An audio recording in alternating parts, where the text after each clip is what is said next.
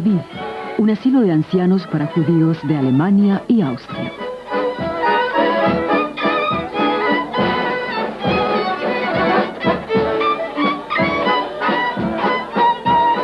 Aquí puede encontrarse uno con valses vieneses, con Tafelspitz, un estofado de vaca austríaco, con los dialectos de Viena y Berlín y con unos cuantos recuerdos de juventud e infancia.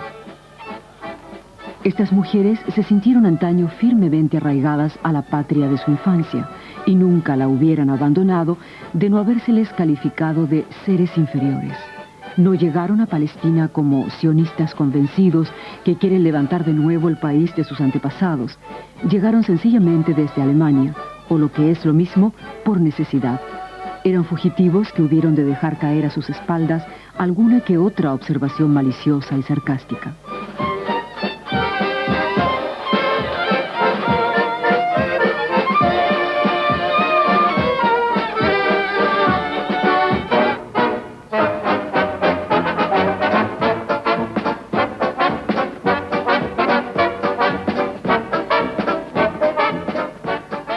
Cuando eran jóvenes, aún existía el loco Berlín, el Berlín de los años 20, el de los legendarios shows, los cabarets y los teatros. Vieron bailar a Josephine Baker y a la Pavlova como cisne agonizante. A través del tráfico exitoso de Berlín y Hamburgo, Múnich y Viena, se dirigieron a las universidades, bufetes de abogados, redacciones, consultas médicas.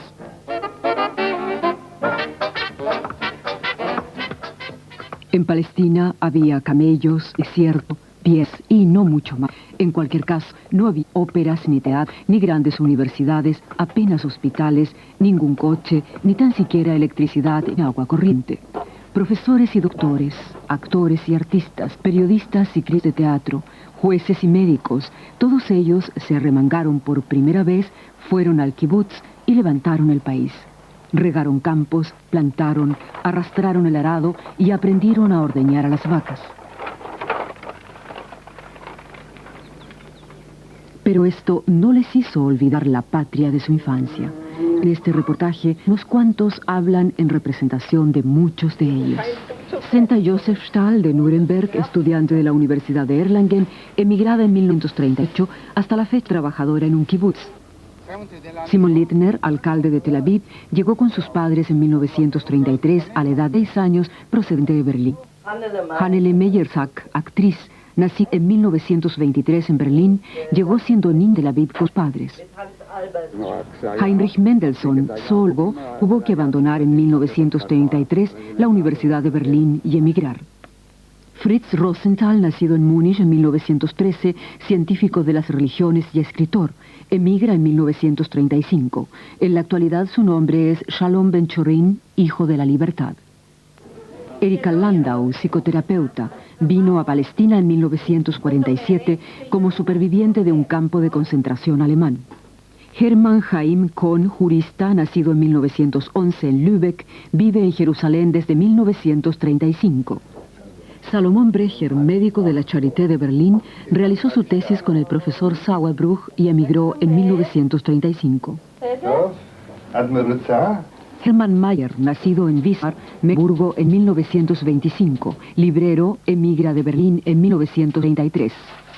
Alice Schwarz-Gardos, redactora, nacida en Viena, en 1938 huye a Palestina en un transporte ilegal. No hay poeta a los que admiré más que a Heine, Rilke o Goethe. Yo me fundo con la vieja cultura alemana.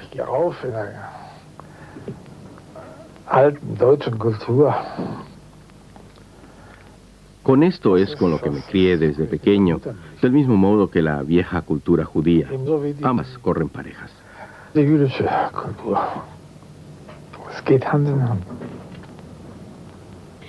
Mis padres eran de los llamados judíos de 3 días. Iban a la sinagoga 3 veces al año en las fiestas más importantes. Mi lengua materna era el alemán. Mis padres hablan entre ellos también alemán, y las canciones de cuna eran alemanas. Brahms, Bach, Beethoven. La casa de mis padres estaba totalmente asimilada. como se decía entonces, y mis padres, sobre todo mi madre, se consideraban buenos alemanes. Para la Pascua buscábamos los huevos, e incluso Santa Claus venía a hacer una vida a los niños. Recibimos una educación alemana. Mi padre era muy patriota. Todavía no sabemos de memoria los poemas de Schiller y Goethe. Fuertemente emparedado en tierra está el molde de barro endurecido al fuego. Hoy ha de nacer la campana. Yo fui el primer genuino Pünktchen de Erich Kästner, no sé si lo conoces. Entonces hice papel con el hijo de Reinhard, que era el director. Además hice muchos papeles, también en películas. Salían a escena para interpretar a Pünktchen, leían a Schiller, escuchaban a Beethoven, iban a teatros y cafés y nunca se les había ocurrido la idea de ser otra cosa que alemanes. Muchos se percataron más tarde de que fueron Hitler y los nazis los que les habían hecho judíos. Antes del 33, solo unos pocos se consideraban extranjeros y sentían la presión de los otros. Todo comenzaba ya en la escuela, sobre todo si eran religiosos y vivían siguiendo los ritos judíos.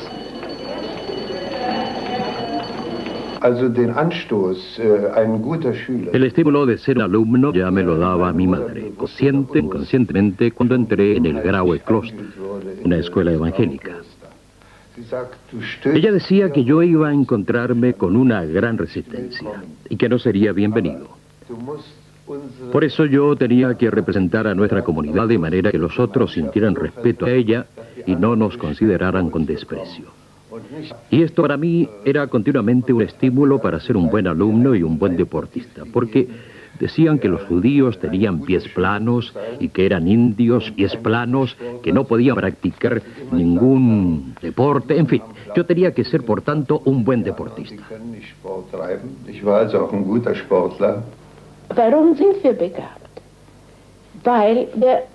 ¿Por qué nos fuimos?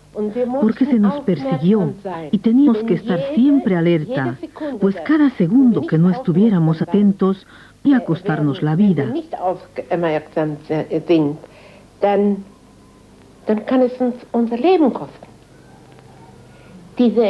Esto en inglés se llama alertness.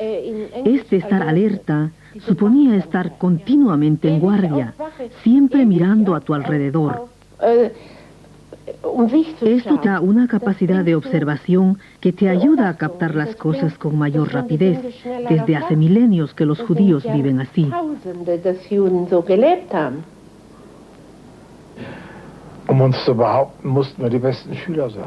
Para afirmarnos a nosotros mismos teníamos que ser los mejores de la escuela. De otro modo, no había forma. Por ejemplo, una de las consecuencias de nuestra religiosidad, así la llamaban, era que los sábados no nos llevaban a la escuela. Toda la clase tenía 5 días lectivos, nosotros solo 4. Todos los lunes venía a primera hora un maestro y decía: si los señores tal y tal caen en el error de creer que pueden superar con 4 días algo para lo que los otros necesitan 5, se equivocan de mala manera. Esto lo repetía todos los lunes. Le molestaba que no fuéramos. Bueno, nosotros teníamos que conseguir en 4 días lo que el resto en 5. Y además teníamos que hacerlo mejor que ellos. Si no, no podíamos reafirmarnos. ¿Y le fue mejor? Sí, con diferencia.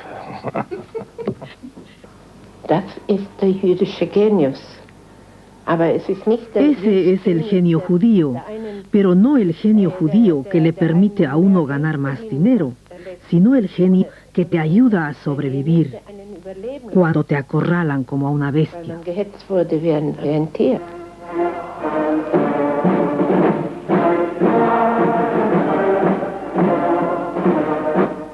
Tras la subida al poder de los nazis en enero de 1933, los judíos fueron declarados personas de segunda clase. En abril hubo un día de boicot. No le compres a los judíos, gritaban los nazis.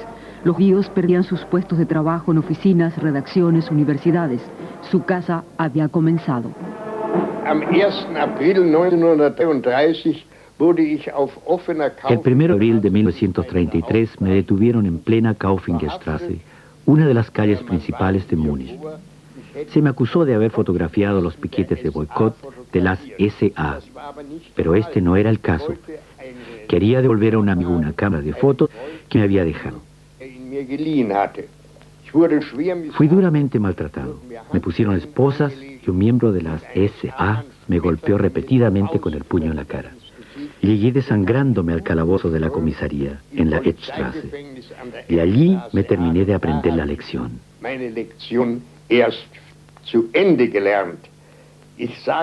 Quiero destacar que allí había un funcionario bávaro, al que le dije: usted puede ver el estado en que he llegado. He sido arrestado sin oponer resistencia. Y tampoco he hecho las fotografías de que se me acusa.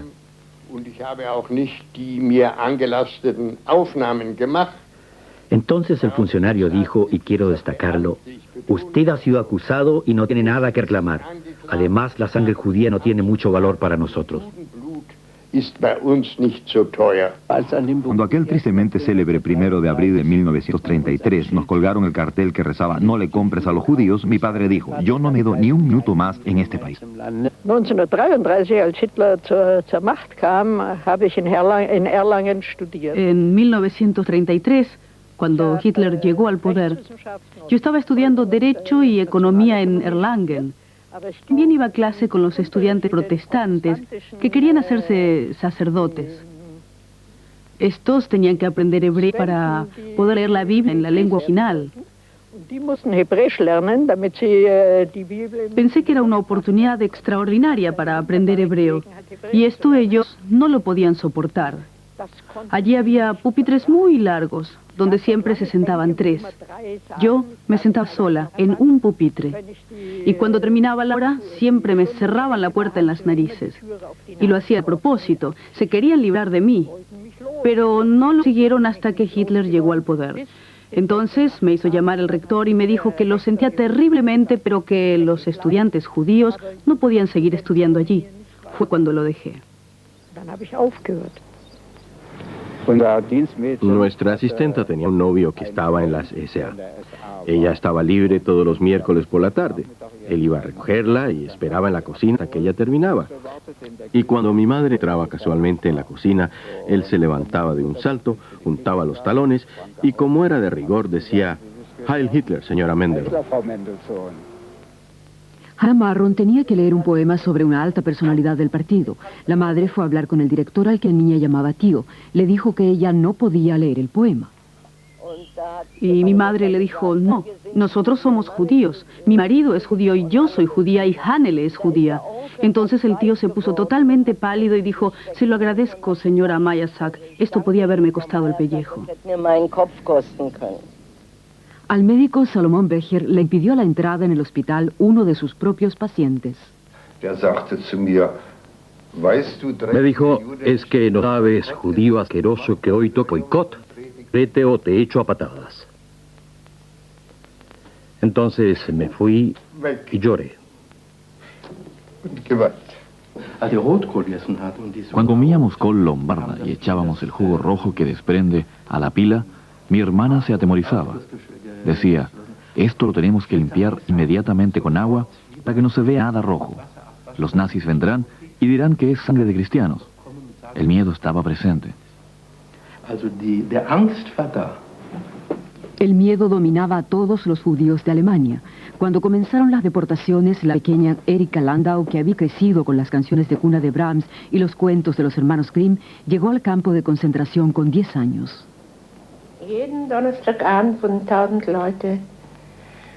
Todos los jueves por la tarde eran elegidos 1000, se voceaban sus nombres, y el viernes eran interrogados. Se les obligaba a cavar su propia tumba, y caían dentro tras ser fusilados. La puntualidad alemana se tomaba al pie de la letra. A las 12 en punto se terminaban los fusilamientos. Aquellos que habían quedado volvían al campo de concentración.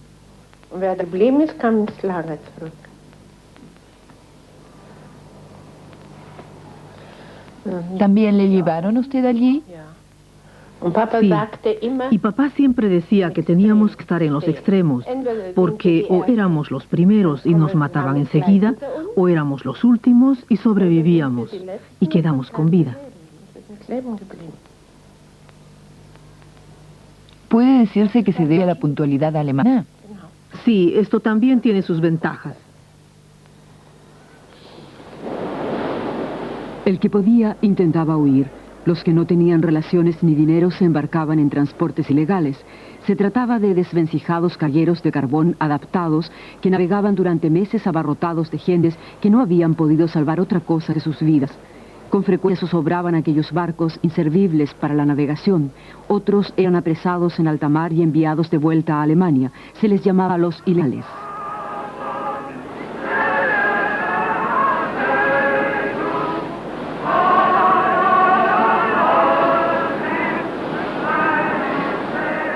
La muerte es un maestro alemán, decía después un poema de Paul Celan, y el que escapaba de aquella Alemania y avistaba Palestina cantaba la Tikvá, la canción de la esperanza, que luego se convertiría en el himno nacional de Israel. Una de ellas era Alice Schwarz.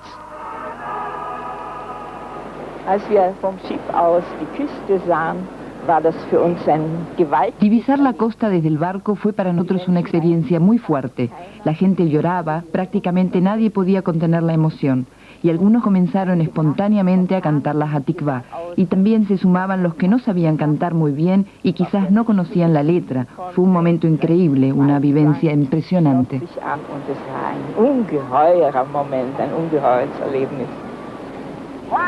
Los judíos alemanes recibieron pronto en Palestina el apodo de Yekes. Les faltaba la frescura oriental, la chuspe, y eran llamados Yek, algo cuadriculados, porque llevaban correcta y ordenadamente una chaqueta, una jacket, incluso trabajando en la construcción. También el padre de Linder consiguió empleo en una obra. Recuerdo que entonces tendría yo 6 años. Mi padre se levantó temprano, muy temprano, y a eso de las 6 salió de casa con su traje de hilo, con su sombrero, sí, su cartera y su pañuelo azul. 2 horas después volvió llorando y mi madre le preguntó qué pasaba. Él dijo que había ido hasta allí y le dijeron: mi querido amigo, usted se ha confundido. ¿Qué hace aquí? Mi padre dijo que le habían enviado allí para trabajar. El hombre le preguntó que qué atuendo era ese que traía. Mi padre preguntó: ¿cómo me tengo que vestir? Le habían dicho que como todos los días, y eso había hecho él. En una obra trabajan abogados y médicos que se pasaban los ladrillos diciendo: por favor, señor doctor, muchas gracias. Y en ese plan, suena ridículo, pero era realmente así. Lo que trajeron los yeques fueron buenas costumbres. Sencillamente esto: perdone usted, por favor, muchas gracias. Buenas maneras en la mesa. Comer con la boca cerrada, ofrecer a las damas la silla, no sentarse a la mesa antes de que lo hagan las mujeres y más cosas. Ein Stuhl, eine Frau geben, sich nicht vorher hinsetzen vor eine Frau, wenn sie sitzt am Tisch. Und noch su puntualidad, su exactitud. Puntuales, ordenados, cumplidores, limpios. Puntualidad, minuciosidad. Destacaban por lo difícil que les resultaba aprender otra lengua. Siempre me reía de mi madre y le decía: mamá, tú solo conoces 2 palabras en hebreo. Cuando vienes, shalom, y cuando te vas, shalom. Las mujeres de buena familia, por ejemplo, conservaban con perseverancia las costumbres que traían de sus hogares. Trabajaban como limpiadoras por las mañanas para poder mantener a sus familias. En la mayoría de los casos, los hombres no tenían trabajo. En los primeros años, 1940-1942, hubo crisis, pero esto no impedía que una vez terminadas las faenas se pusieran un sombrerito y guantes y se dirigieran a su café habitual, donde volvían a ser la señora doctora o la señora directora de antaño y hacían como si nada.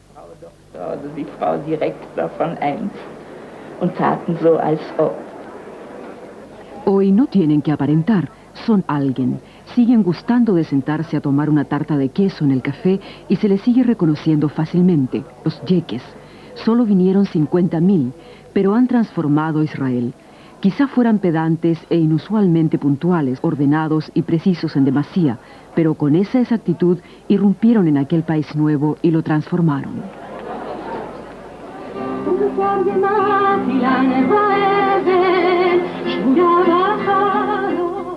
Simon Littner de Berlín se convirtió en el alcalde Shlomo Lahat de Tel Aviv.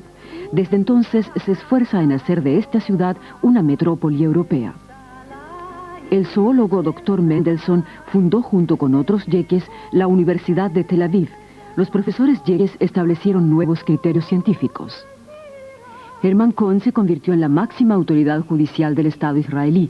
Los yeques conformaron la judicatura, ministros de justicia, jueces, abogados. Hannele Meyersack pasó a ser la actriz Hannah Marron y fundó un teatro, en lugar de Pünktchen y Anton en Berlín, Goethe y Schiller en Tel Aviv. Erika Landau, la niña del campo de concentración, fundó un instituto para niños superdotados y les dio unas posibilidades para desarrollarse que nunca habían tenido.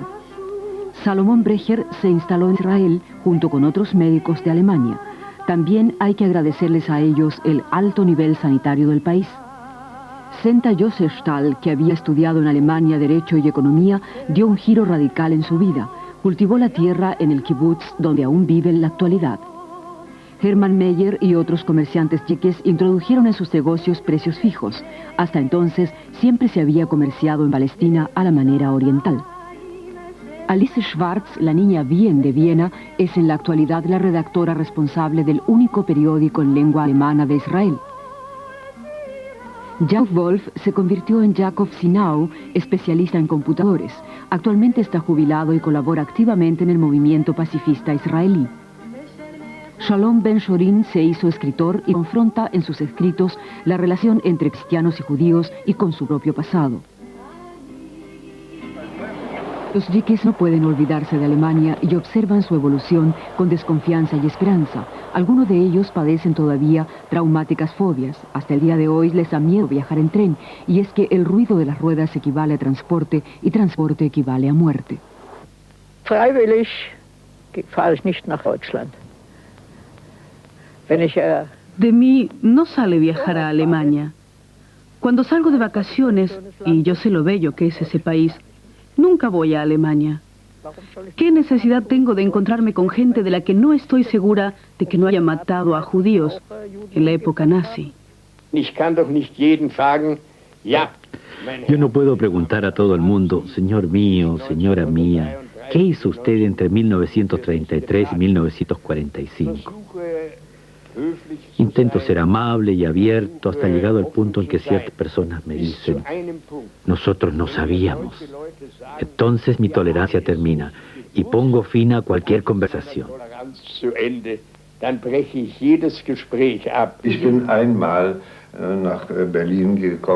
Una vez fui a Berlín invitado por el Senado de aquella ciudad. Mis sentimientos estaban muy mezclados. Pasé por enfrente de mi antiguo hospital, este existe todavía, al igual que la garita, y no me atreví a entrar, sino... Bueno, otra vez las lágrimas.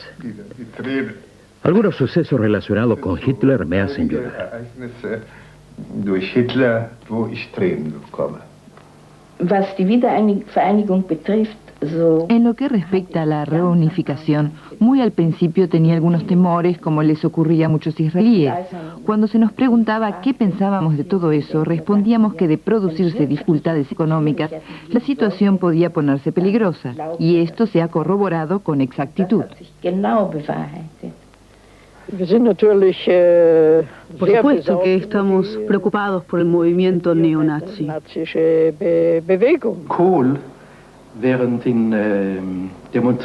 Durante la manifestación en Solingen, Kohl estaba en Francia. Él no ve todo esto como un problema especialmente crítico, y probablemente para Alemania no sea este un problema especialmente crítico, y esto lo censuro, por supuesto.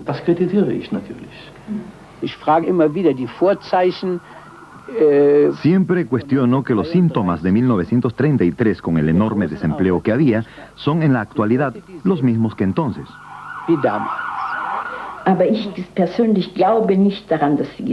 Pero yo personalmente no pienso que la historia se repita. Esto sencillamente no puede ser.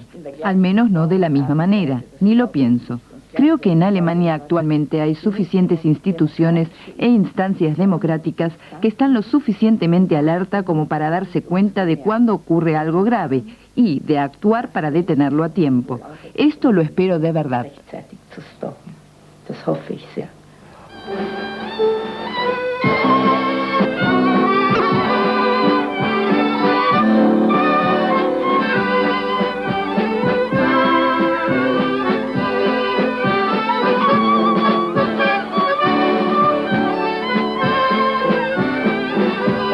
El piano de cola Blöthner dentro, el camello fuera. Para los yeques no es contradicción alguna. Tras 60 años en Israel siguen habiendo enanos de cerámica en algunos jardines de yeques. Sus pantalones siguen conservando la raya y sus cojines el célebre pliegue alemán.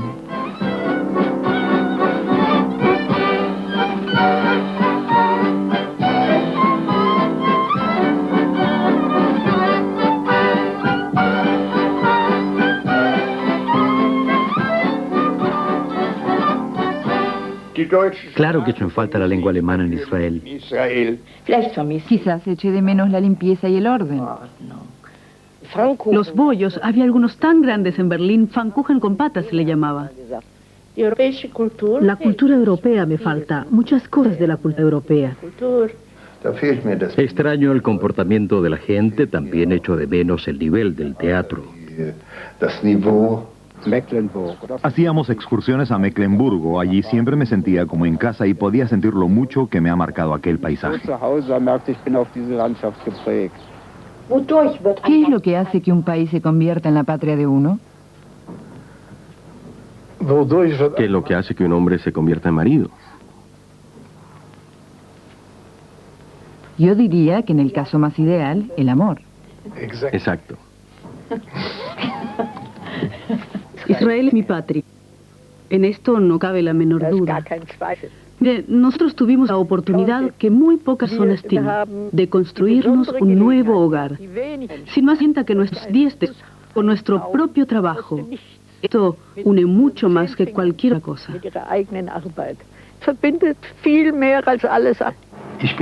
Nací en Alemania, pero esta es mi nueva patria. Sin duda. Yo no me siento alemán. Me considero un yeque, pero no un alemán. Israel es mi hogar, tanto espiritual como moralmente. Israel me ha dado el sentimiento de hogar, ser bienvenido. Al respecto, en Israel soy feliz. Se ha convertido en mi patria y aquí me siento en casa. De aquí no me expulsan sino pasando por encima de mi cadáver. Para nosotros los judíos solo está Israel, a pesar de todos sus problemas. Aquí nadie puede decirme por la calle, y perdone la expresión, bloody Jew. Aquellos que una vez huyeron continúan pendientes del país de su infancia. Siguen con mayor interés las noticias de Bonn y Berlín que las de Londres o París. Y preguntan con preocupación a los turistas alemanes si nuevamente habrá gente que pronto se verá obligada a abandonar Alemania o si esta vez donarán prisión.